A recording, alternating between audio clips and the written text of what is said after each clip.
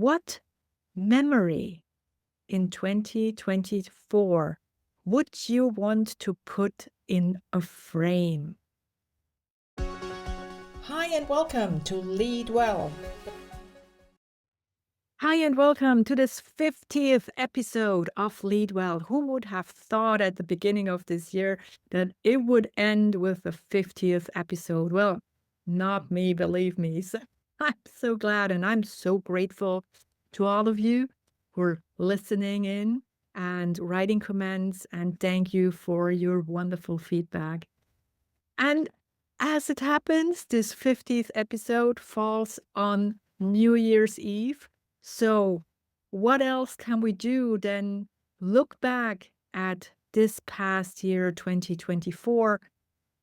There might be things that you love to remember. There might be things that you felt were really challenging at the time that you went through. So, let's look into those and then let's have a look forward into 2025. Now, when you look back into 2024, I have 3 questions for you. My first question is, what is a moment in 2024 that made you feel most alive? A moment that made you be in the present moment, as we call it in the trust technique. So what was that moment? Were there multiple moments where you felt really alive? And for us animal lovers out there, I certainly know that whenever I spend time with Maggie, I feel alive because I am right there in that moment. And there were so many wonderful moments in the past year that I spent in nature, with my horse, with my husband, with my neighbors. So it's nature, it's animals, and it's other human beings. And I'm sure when you reflect and think back, that there is at least one moment last year that made you feel really alive and yourself. Now, the second question is about the challenges, because we all went through challenges. What are those challenges that tested your resilience? And what did you learn from it? If looking back, you could say, this did not happen to me, but for me, what is it that you took from it? Anything that you learned? Any type of knowledge that you gained? An insight? Maybe you got an impulse to act in a different way, to change anything in your life. What was that challenge that you overcame? And looking back, maybe you cannot yet call it a gift, but at least there is something in it that you can take away from. And the third question is about a memory. What memory in 2024 would you want to put in a frame? So, if you could frame one memory, what would it be and why? Now, if you're doing Neurographica like me, you can definitely put that memory on a piece of paper, doing a drawing, a Neurographica drawing for it. And then you can actually frame it and put it on the wall. And for those of you who only want to do this exercise in your mind, then you can put a frame around it in your mind as well. This works perfectly fine as, it's another technique that we have been using with a lot of clients last year. Now, what would that one memory be? And where would you put it? Would you put it in your home? Would you put it in a big exhibition hall? Where would you put that framed memory of 2025? Now that we have looked back, let's look into the future. And into the future, it's great to think about goals. We first need to find out what is really important to us. I invite yourself to first think about what is really important to you. So, what are your values? What are the things that make your heart sing? What is it that really matters to you? Can be family, can be friends, can be animals.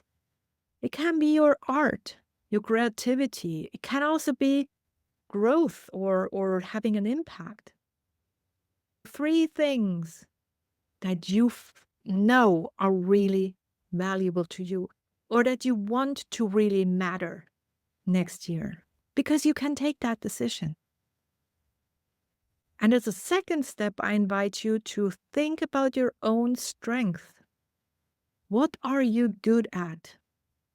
And some of my clients don't recognize that immediately. When I ask them, what are your strengths? They usually say, well, there is nothing I'm really good at. But when we have a conversation then, and especially when we have a drawing about it, they tell me, well, I'm good at organizing, but that's just natural. I don't need to focus on that because that's so easy to me. So it can't be a strength. Well, actually, that is an indication of a strength because you're so good at it that you don't even feel that it's hard. But everyone else admires you for it. So think about things that you would not think are difficult. Sometimes this is the little trick to help you come up with the things you're good at. And now that you have your values and your strength, you can set goals that are aligned with both.